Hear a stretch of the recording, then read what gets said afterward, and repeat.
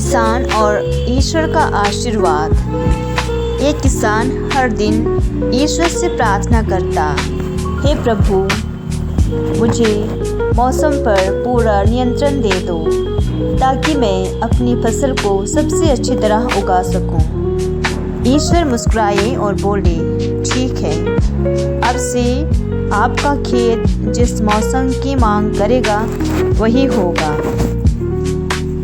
अब किसान जब चाहता बारिश करवा लेता, जब चाहता धूप ले लेता। उसने ध्यान रखा कि उसकी फसल को कोई तूफान, ओलावृष्टि या ठंडी हवाएं ना झेलनी पड़े। उसकी फसलें बहुत तेजी से बढ़ने लगी, हरियाली लहलहा रही थी। किसान खुश था कि अब उसे किसी प्रकार विपत्ति की चिंता नहीं करनी पड़ेगी। लेकिन जब कटाई का समय आया तो किसान चौंक गया। गेहूं के दाने छोटे, हल्के और कमज़ोर थे। उनमें कोई मिठास नहीं थी, कोई ताकत नहीं थी। वह दौड़कर ईश्वर के पास गया और बोला, प्रभु, मैंने फसल के लिए सबसे अच्छा मौसम चुना, फिर भी अनाज कमज़ोर और बेस्वाद क्यों निकला?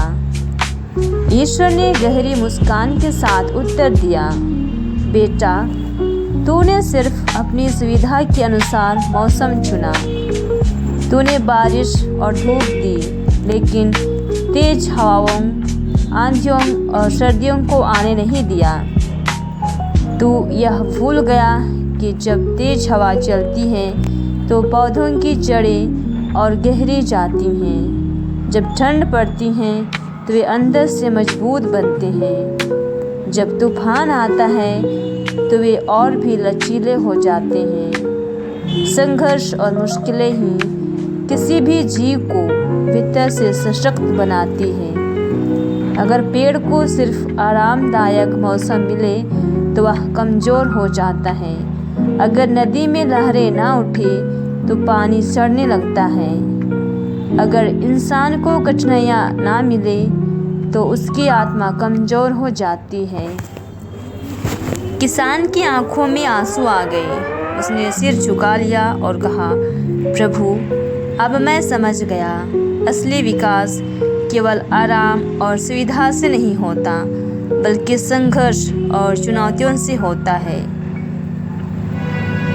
कठिनाइयाँ हमें कमज़ोर नहीं बल्कि और मजबूत बनाती हैं। जो चीज़ें हमें परेशान करती हैं वे ही हमें सफलता की ओर बढ़ाती हैं।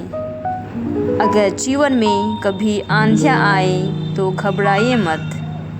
वे आपको गिराने नहीं बल्कि संवारने आती हैं। धन्यवाद।